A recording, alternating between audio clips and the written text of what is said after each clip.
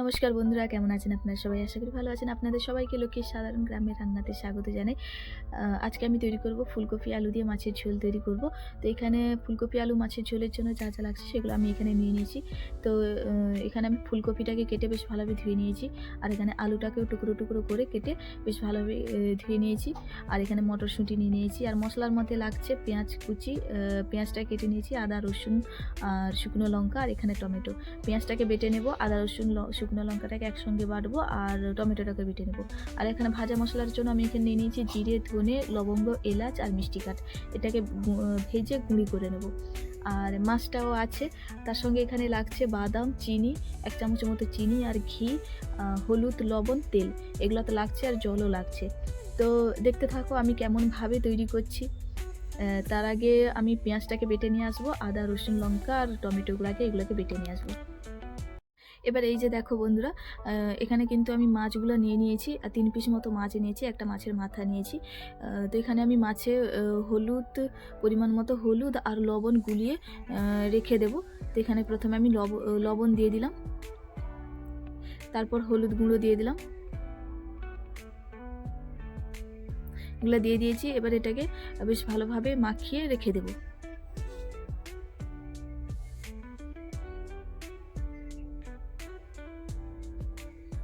আর এখানে যা যা মশলা বাটার ছিল সেগুলোকে আমি বেটে নিয়েছি, টমেটোটাকে বেটে নিয়েছি, আর পেঁয়াজটাকেও বেটে নিয়েছি, আর আদা রসুন লঙ্কাটাকেও বেটে নিয়েছি একসঙ্গে।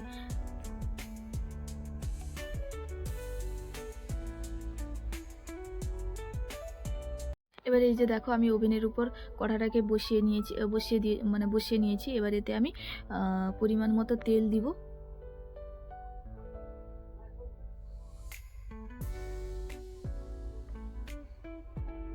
যতটুকু তেল এখানে লাগবে ততটুকু আমি তেল এখানে কড়াতে দিয়ে দিয়েছি। এবার এই তেলটা গরম হলে মাছগুলোকে ভেজে নেব।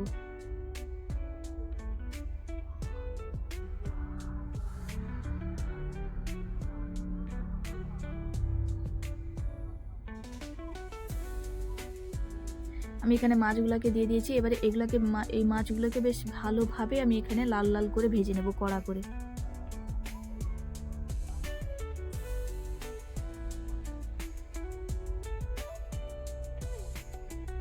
দেখতেই পাচ্ছ মাছগুলো কিন্তু এক পাশটা মানে হয়ে গেছে। এবারে এগুলাকে আর এক পাশ ভালোভাবে ভেজে নিয়ে নামিয়ে নেব।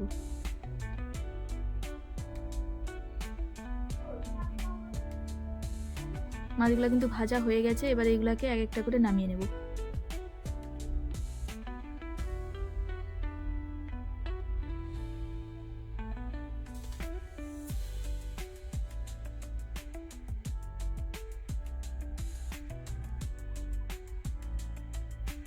এবার এই তেলে আমি আলু এবং ফুলকপিটাকে আলাদা আলাদা করে ভেজে নেব বেশ ভালোভাবে।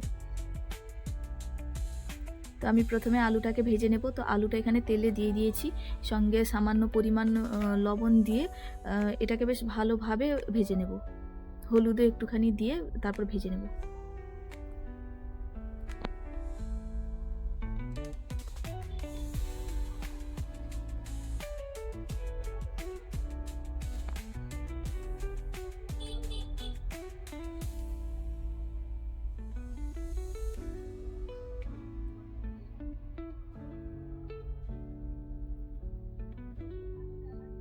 এই যে দেখো আলুটা কিন্তু বেশ ভালোভাবে ভাজা হয়ে গেছে। এবারে এই আলুগুলোকে আমি একটা থালায় তুলে নেব। দেখতেই পাচ্ছ আলুটা বেশ ভালোভাবে সেদ্ধ হয়ে গেছে, তেলে ভাজা ভাজা হয়ে গেছেও। তো এবারে এগুলোকে নামিয়ে নেব।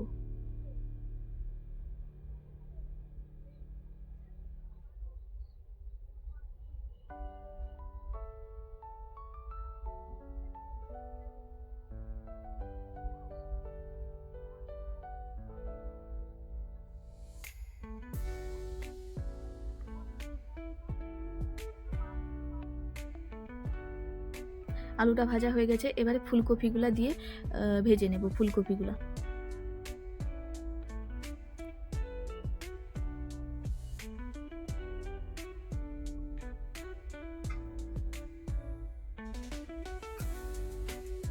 ফুলকপিগুলোকেও ঠিক একইভাবে ভেজে নেব, যেমন আলুটা ভেজে নিয়েছি। আর একটু সামান্য তেল দিয়ে লবণ হলুদ দিয়ে ভেজে নেব।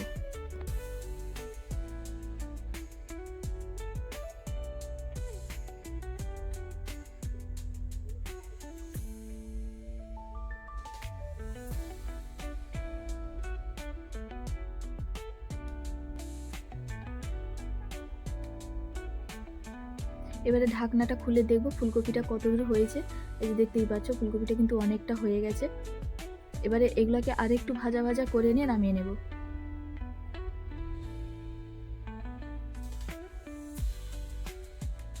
দেখতেই পাচ্ছ ফুলকপিটা লাল লাল করে ভেজে নিয়েছি। এবারে এগুলাকেও নামিয়ে নেব।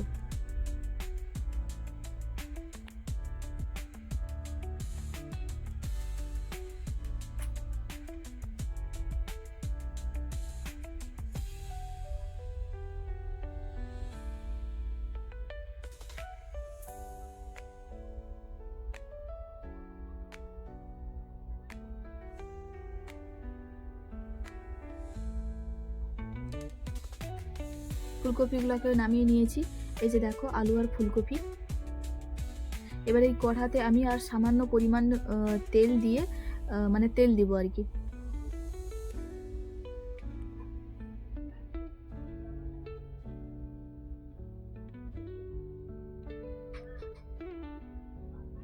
দেখতেই পাচ্ছ আমি তেলটা দিয়ে দিয়েছি, যতটুকু তেল দেওয়ার ছিল ততটুকু দিয়ে দিয়েছি।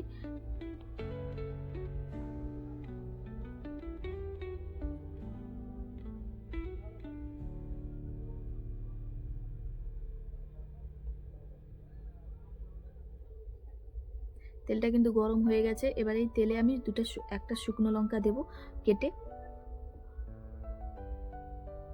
এবারে এলাচ লবঙ্গ আর মিষ্টি কাঠ দিয়ে দিলাম।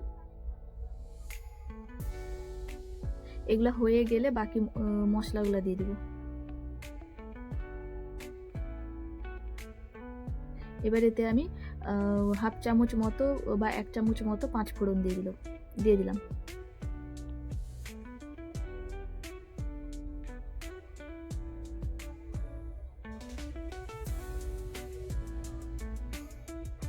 এগুলো কিন্তু হয়ে গেছে। এবার এতে আমি পেঁয়াজটাকে যে বেটে রেখেছিলাম ওই পেঁয়াজটা দিয়ে দিব।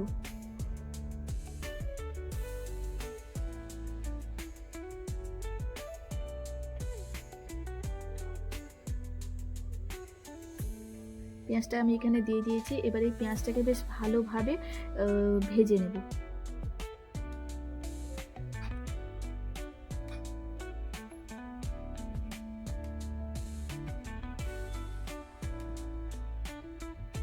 দেখতেই পাচ্ছ পেঁয়াজটা কিন্তু বেশ ভালোভাবে ভাজা ভাজা হয়ে গেছে।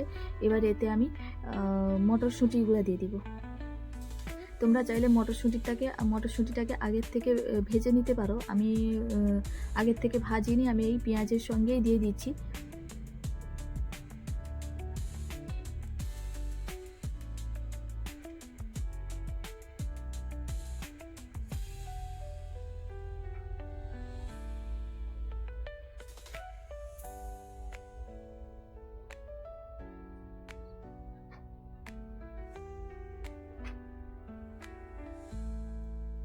পেঁয়াজ আর মটরশুঁটিটা হয়ে গেছে। এবার এতে আদা রসুন আর শুকনো লঙ্কা যে বেটে রেখেছিলাম ওইগুলো দিয়ে দিব।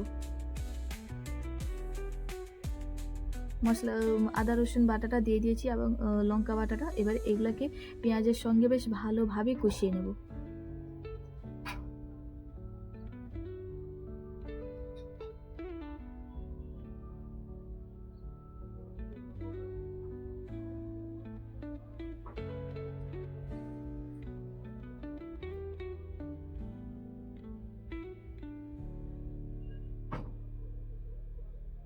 এবার এতে আমি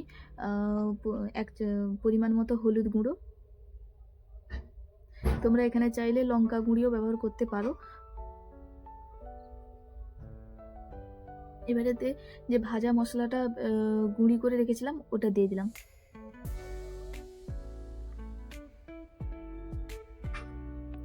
এবার আমি টমেটো বাটাটা দিয়ে দিলাম।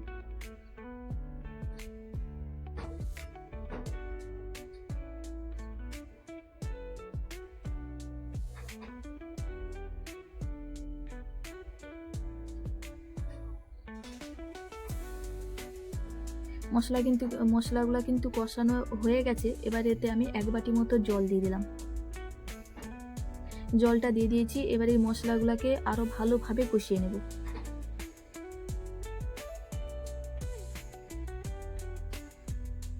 তোমরা চাইলে এই সময় ভাজা বাদামটা দিতে পারো।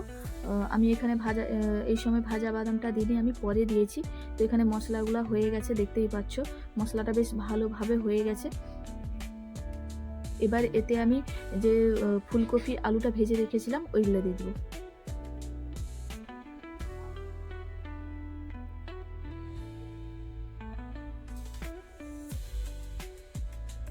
সবজিগুলো দিয়ে দিয়েছি। এবার এই সবজিগুলোকে বেশ ভালোভাবে মশলার সঙ্গে কষিয়ে নেব।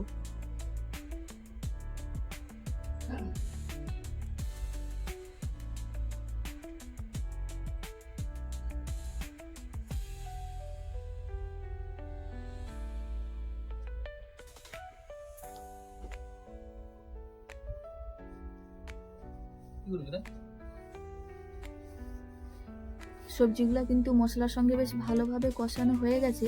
এবারে এতে আমি মানে এই সবজিগুলোকে আর একটুখানি কষিয়ে নিয়ে জল দিয়ে দেব।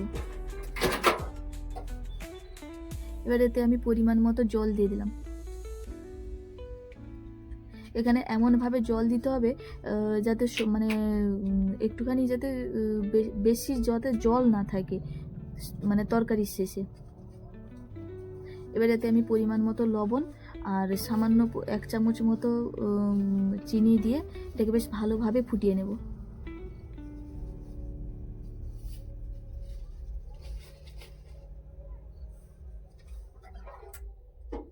এবার এতে আমি মাছগুলো দিয়ে দিলাম।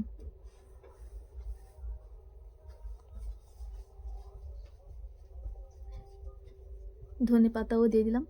তোমরা চাইলে তরকারির শেষে মানে তরকারি যখন ফুটে যাবে তখন ধনে পাতা দিতে পারো, আমি এখন ধনে পাতা দিয়ে দিচ্ছি। তো এটাকে বেশ ভালোভাবে ফুটিয়ে নেব। তো এই যে দেখো বন্ধুরা, তরকারিটা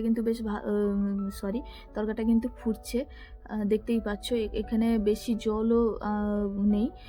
তরকারিতে যাতে কমই জল থাকে সেই রকম হিসেবেই তোমাকে এখানে জল দিতে হবে। তো আমি এখানে ভাজা বাদাম দিয়ে দিলাম আর এখানে ঘি দিয়ে দিলাম। এগুলো দিয়ে দিয়েছি। এবারে ওভেনটাকে বন্ধ করে কিছুক্ষণ আমি ঢাকনা দিয়ে রেখে দেবো এটাকে। সত্যি কথা বলতে গিয়ে তরকারিটা খেতে এতটা সুন্দর লাগে, তোমরা একদিন না রান্না করে খেলে বুঝতেই পারবে না যে তরকারিটা এত ভালো খেতে। তো ঢাকনা দিয়ে আমি কিছুক্ষণ এরকমই রেখে দেবো, তারপর এটাকে নামিয়ে নেব। তো এই যে দেখো বন্ধুরা, তরকারিটা আমি কিন্তু নামিয়ে নিয়েছি। এখানে দেখতেই পাচ্ছ খুব সুন্দর হয়েছে। তো ভালো লেগে থাকলে লাইক, কমেন্ট, শেয়ার এবং সাবস্ক্রাইব করে দেবেন। ভালো থাকবেন, সুখে থাকবেন। অসংখ্য ধন্যবাদ।